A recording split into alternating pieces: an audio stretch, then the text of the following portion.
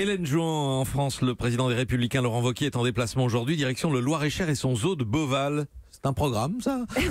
En tout cas, ce sera le selfie du jour. Pas Trump, Macron, non.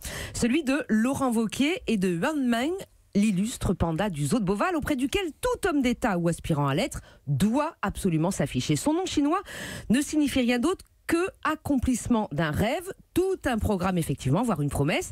Et alors à ses côtés, justement, le président des Républicains se demandera peut-être si un panda, c'est noir avec des taches blanches ou blanc avec des taches noires. C'est un questionnement politique, ça. Mais en tout cas, ramené à la politique, ça pourrait donner, est-ce qu'un discours de droite qui se part des atours de l'extrême droite, c'est la droite, et ça fait gagner la droite, ou c'est déjà autre chose, l'extrême droite. Bon, ok, c'est absurde, c'est comme s'interroger sur les rayures du zèbre. Mais il faut avouer que les lignes et les rayures sont un petit peu brouillées ces derniers temps. Le débat parlementaire sur la loi asile-immigration a démontré de façon empirique que la sémantique du groupe LR et celle du Front National sur ce thème précis de l'immigration est rigoureusement identique. Leurs amendements étaient, sinon communs, en tout cas très souvent similaires. Des applaudissements et des encouragements ont d'ailleurs fusé entre leurs bancs respectifs.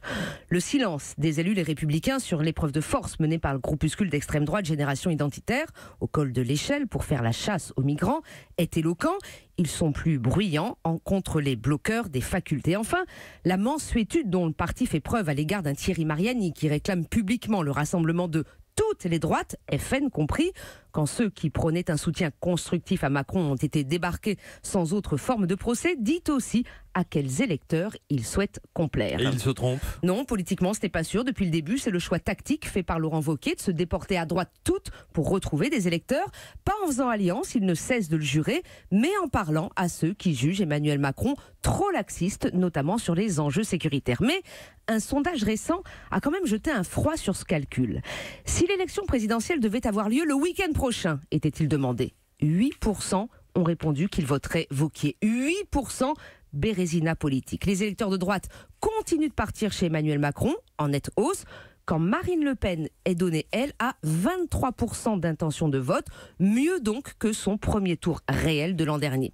La leçon tant de fois proférée par Jean-Marie Le Pen, les Français préféreront toujours l'original à la copie, semble avoir la vie dure.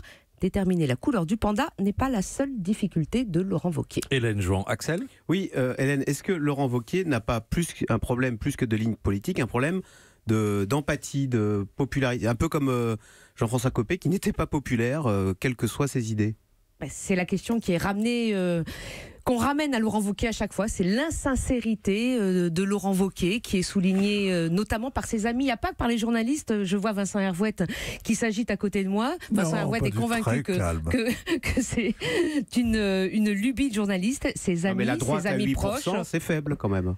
C'est faible. Alors c'est un sondage qui est un peu particulier parce qu'il disait effectivement si la semaine prochaine vous deviez voter, c'est pas un test de popularité de Laurent Wauquiez, c'est vraiment un sondage pour dire si l'élection présidentielle avait lieu la semaine prochaine, pour qui voteriez-vous? Oui, Laurent Wauquiez était le seul à ne pas être candidat. Non, mais mettre en cage les politiciens, la droite aux zoo, c'est un rêve de journaliste assez ordinaire. Ah oui, Oh le là panda, là là là, le panda.